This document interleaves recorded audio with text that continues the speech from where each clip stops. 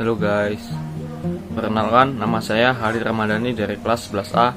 Di video kali ini saya akan menjelaskan tentang penyakit usus buntu dan peritonitis.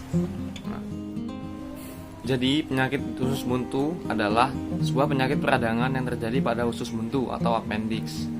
Nama usus buntu adalah appendix. Nah, usus buntu merupakan organ berbentuk kantong kecil dan tipis berukuran sepanjang 5 hingga 10 cm yang ada di rongga perut bagian kanan bawah yang menempel dengan usus besar. Penyakit usus buntu dapat terjadi pada semua usia, namun paling sering ditemukan di usia 10 hingga 30 tahun. Maka dari itu, usus buntu bukan hanya terjadi pada orang dewasa, melainkan pada anak-anak dan remaja juga bisa terjadi. Nah, organ ini dikenali pertama kali oleh ahli anatomi pada tahun 1521. Pada saat itu, para ahli masih kebingungan dari fungsi usus buntu ini dan dianggap sebagai organ tambahan yang tidak ada fungsinya. Belakangan diperkirakan fungsinya sebagai organ imunologi karena berisi kelenjar limfoid yang mengeluarkan imunoglobulin, yaitu sebuah kekebalan tubuh.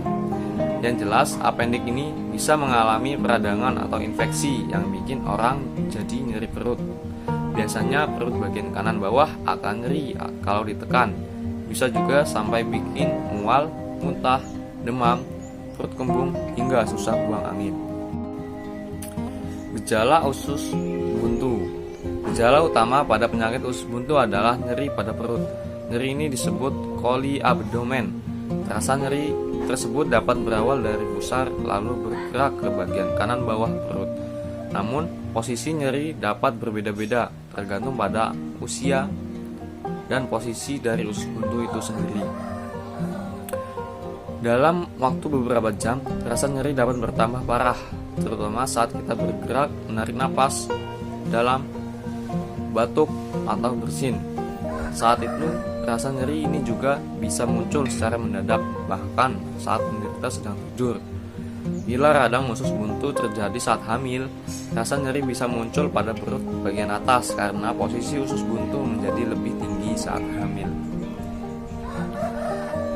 Nah, gejala nyeri perut tersebut dapat disertai gejala lain, diantaranya kehilangan nafsu makan, perut kembung, tidak bisa buang gas, mual, konstipasi atau diare, dan demam.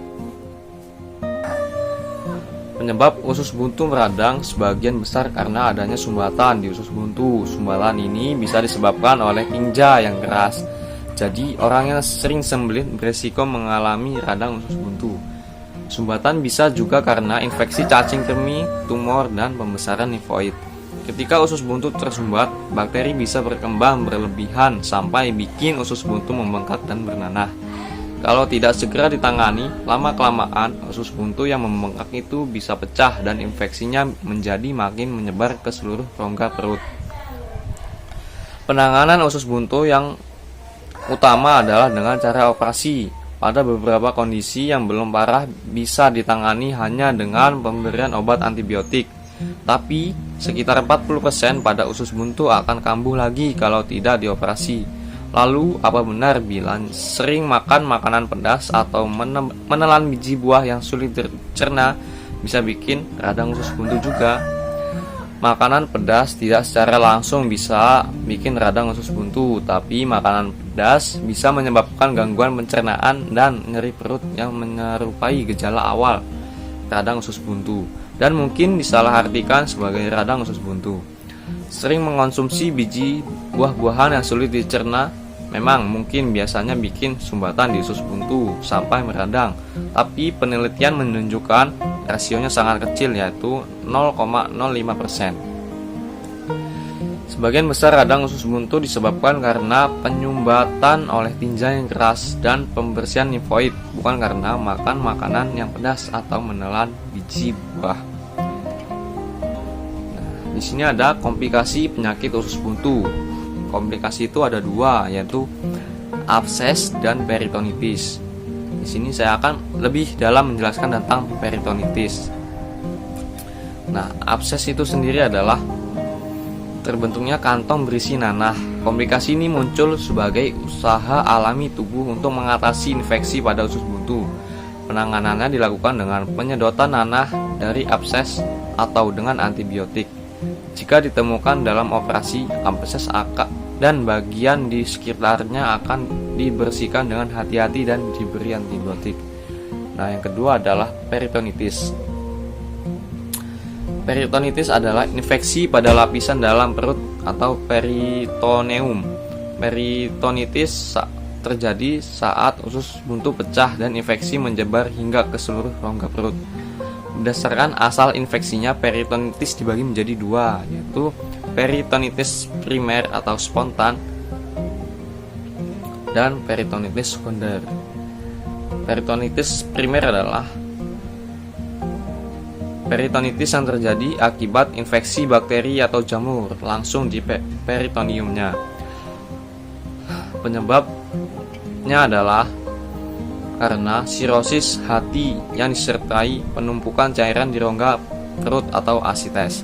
Namun kondisi lain yang juga dapat menyebabkan asites seperti gagal jantung atau gagal ginjal turut bisa menyebabkan peritonitis primer.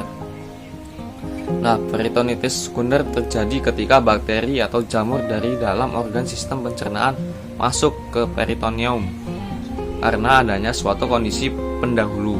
Biasanya terjadi karena adanya robekan atau lubang di saluran pencernaan. Nah, di sini ada gejala peritonitis. Gejala peritonitis umumnya dialami oleh penderita. Yang dialami oleh penderita adalah 1. Nyeri perut yang makin terasa jika bergerak atau disentuh. 2. Perut kembung. 3. Mual dan muntah. 4. Demam. 5. Lemas. 6. Nafsu makan menurun. 7. Terus-menerus merasa haus. 8. Diare. 9. Sembelit dan tidak bisa buang gas. 10. Jumlah urin yang dikeluarkan sedikit. 11. Jantung berdebar. Nah, penanganan kasus ini dilakukan dengan pemberian antibiotik dan tindakan bedah terbuka secepatnya, dan juga melakukan operasi untuk mengangkat usus buntu dan membersihkan rongga perut. Maka dari itu, agar kita terhindar dari penyakit usus buntu dan berbagai komplikasinya, ada beberapa cara yang dapat kita lakukan, yaitu 1. Rajin olahraga. 2. Konsumsi makanan yang kaya serat untuk mencegah sembelit. 3. Minum air putih yang cukup. 4. Kurangi konsumsi makanan berminyak atau berlemak karena bisa menyebabkan sembelit. Oke, mungkin cukup sekian penjelasan mengenai usus buntu dan peritonitis yang dapat saya sampaikan. Kurang lebihnya saya mohon maaf. Saya akhiri. Wassalamualaikum warahmatullahi wabarakatuh.